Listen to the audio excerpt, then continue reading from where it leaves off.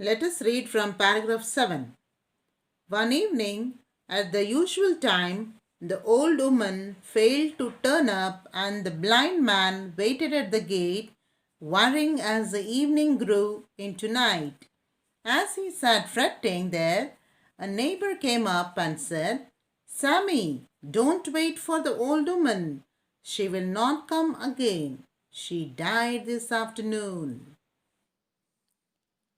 One evening, when the blind man was waiting anxiously for an old woman who would drop him home every day before it gets darker, that day he was worried as she did not turn up. It so happened a person who was observing him told Sammy, "Do not wait any more for that old lady. She won't come now because she died this afternoon." Let us read from paragraph 8. The blind man lost the only home he had and the only person who cared for him in this world. The ribbon vendor suggested, "Here, take this white tape." He held a length of the white cord which he had been selling. "I will give this to you free of cost. Tie it to the dog and let him lead you about, if he is really so fond of you."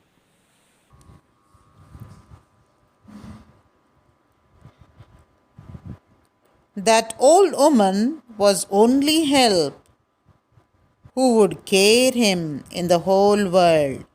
When blind man was sitting hopeless, a ribbon vendor who saw his situation and advised him by giving him a white tape from him and told, "You need not pay for it. Take it." And he told, "If you are sure a dog is fond of you and it will help you, then tie this white cord to it so that he will lead you everywhere you go." Let us read from paragraph 9. Life for the dog took a new turn now. He came to take the place of the old woman. He lost his freedom completely. His world came to be circumcised by the limits of the white cord which the ribbon vendor has paid. He had to forget wholesale all his old life, all his old haunts. He simply had to stay on forever at the end of that string. When he saw other dogs, friends, or foes, instinctively he sprang up, tugging the string, and this invariably earned him a kick from his master. "Rascal, want to tumble me down? Have sense." In a few days, the dog learned to discipline his instinct and impulse. He seemed to take notice of other dogs. Even if they came up and growled at his side, he lost his own orbit of movement and contact with his fellow creatures. All these days, dog was very free, moving independently wherever he wanted. Whatever he wanted, he was doing.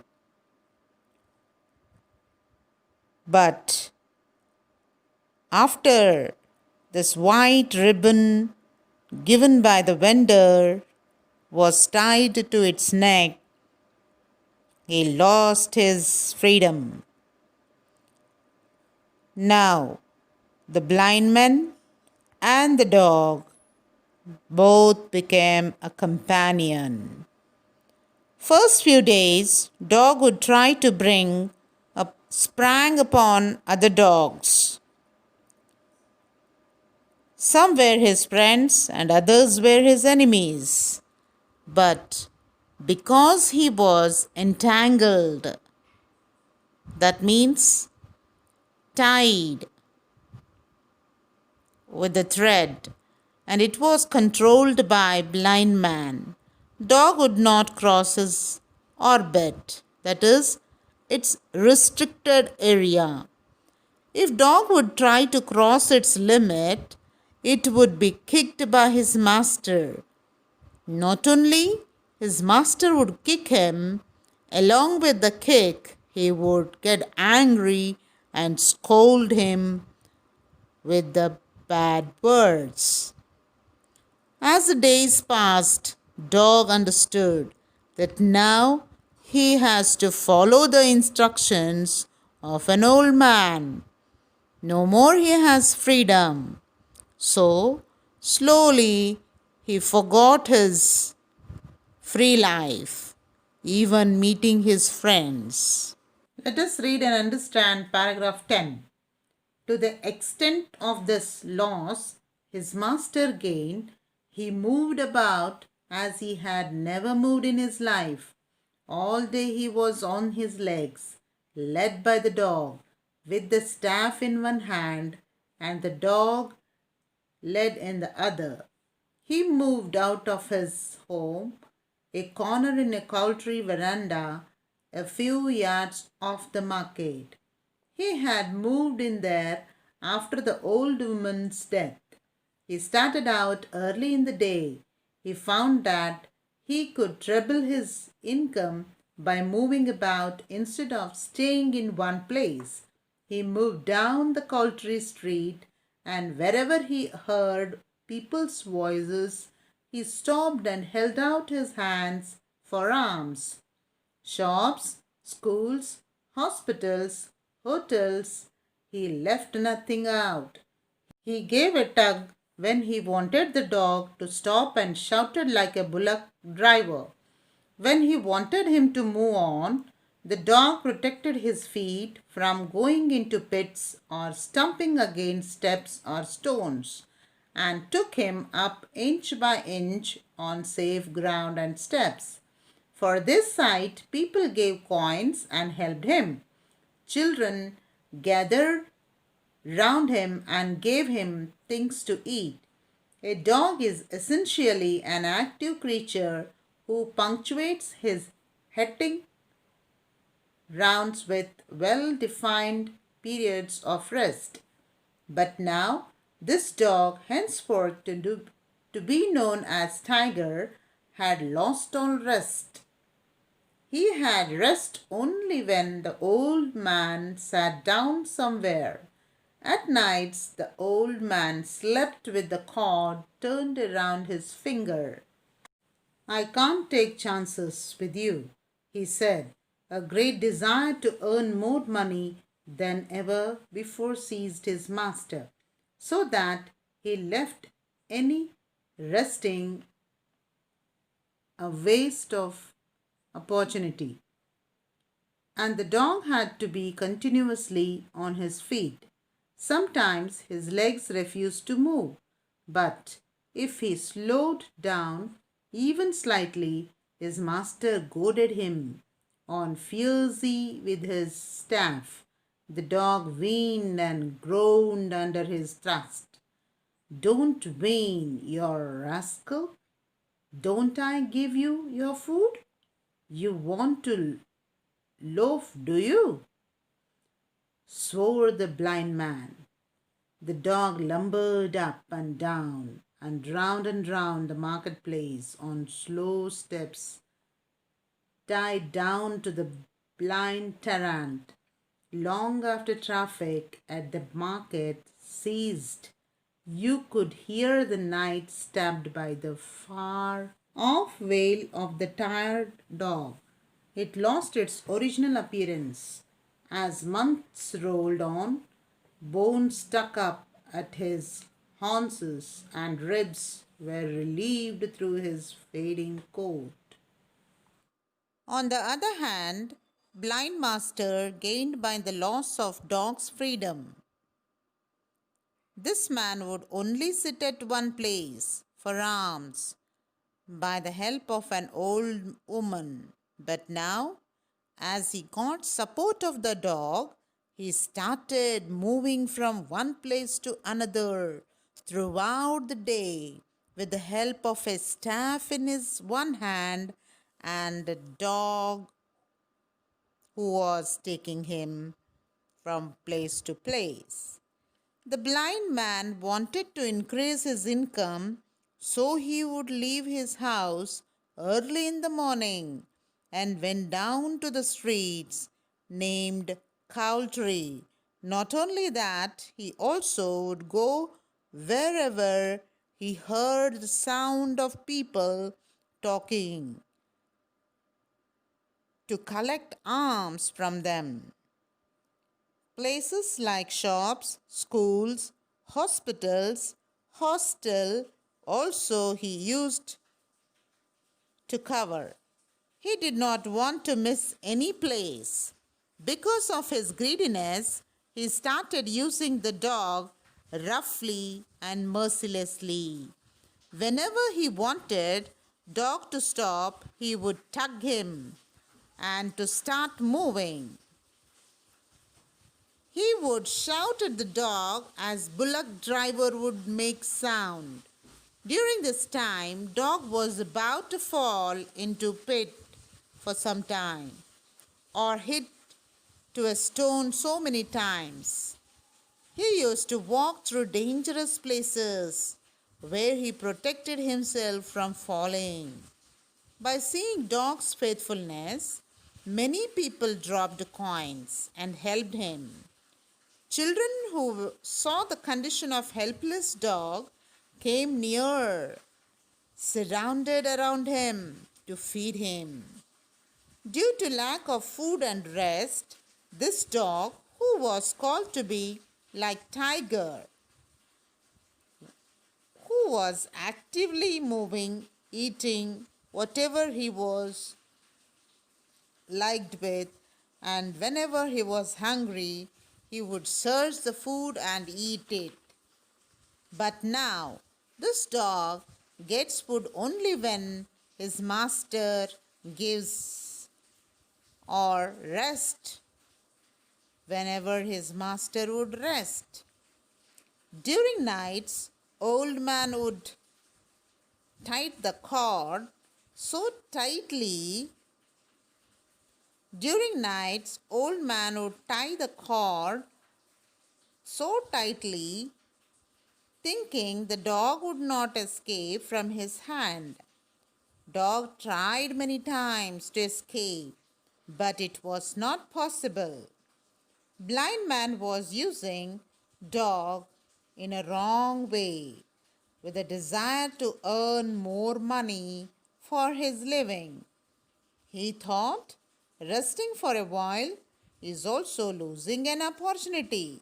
He never tried to think about a poor dog. This dog was made to roam continuously without taking any rest. If dog refused to move, he was hit with staff oftenly by his master, and even he would whine and groan by the master.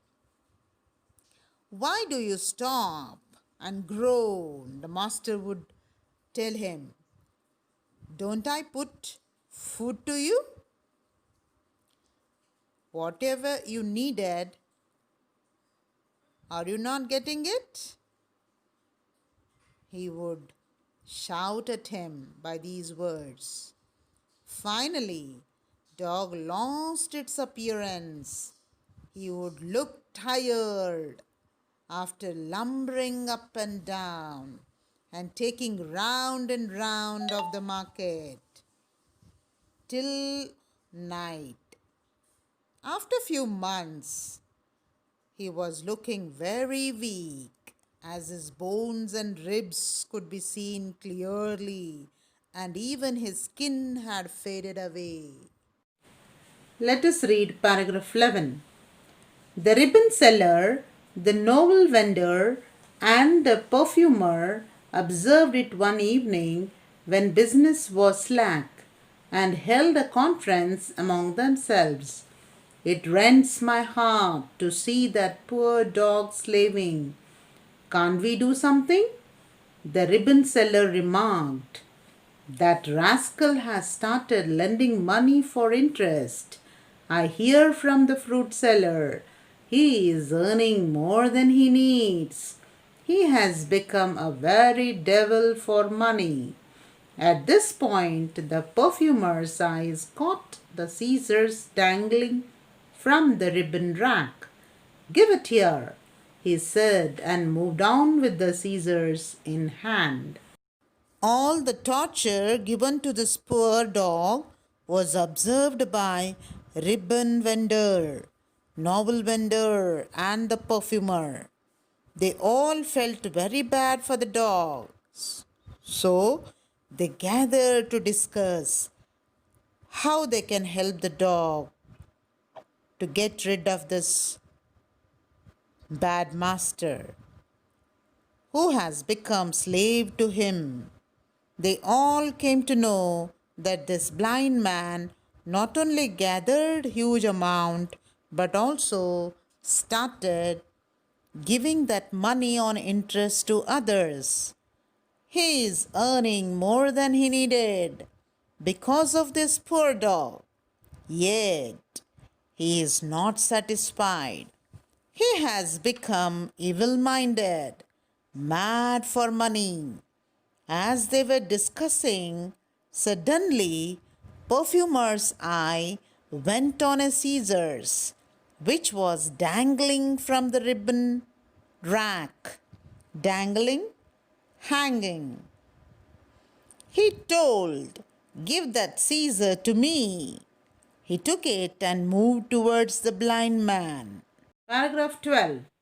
The blind man was passing in front of the eastern gate. The dog was straining the lead. There was a piece of bone lying on the way, and the dog was straining to pick it up. The lead became taut and hurt the blind man's hand, and he tugged and string and kicked till the dog howled. It howled, but could not pass the bone lightly. It tried to make another dash for it. The blind man was heaping curses on it. The perfumer stepped up, applied the scissors, and snipped the cord. The dog bounced off and picked up the bone. The blind man stopped dead where he stood with the other half of the string dangling in his hand. "Tiger, tiger, where are you?" he cried. The perfumer moved away, quietly muttering, "You heartless devil, you will never get at him again. He has his freedom." The dog went off at top speed. He nosed about the ditches happily, hurled himself on the other dogs, ran round and round the fountain in the market square barking, his eyes sparkling with joy. He returned to his favorite haunts and hung about the butcher's shop, the tea stall, and the bakery. On the following day, when Blind Man was moving in front of the eastern gate along with the dog appeared to be weak and it was struggling to lead this man. As they were moving, Dog saw a piece of bone lying nearby and wanted to reach the bone. But Blind Man pulled hard and kicked the dog so that he could not reach the bone. Thus, Dog failed in its attempts. As the blind man was cursing the dog in anger, the perfumer came with the scissors in his hand and cut the cord tied to the dog. Immediately, dog ran towards the bone to eat. Blind man felt something went wrong with the cord and could not feel dog nearby. So he started shouting, "Tiger, tiger, where are you?" He was now left with a half of the cord. perfumer muttered passing by, saying, "You heartless devil, forget that dog now. No more you will get him back again." Dog got, dog got its freedom. This dog took the bone and ran with a great speed. It was freed from chain of bondage. Happily ran, loud bark. Happily ran to meet his friends with loud bark and joy in sparkling eyes to his familiar places. He went back to his favorite butcher shop, tea stall, and the bakery where he would get food to eat.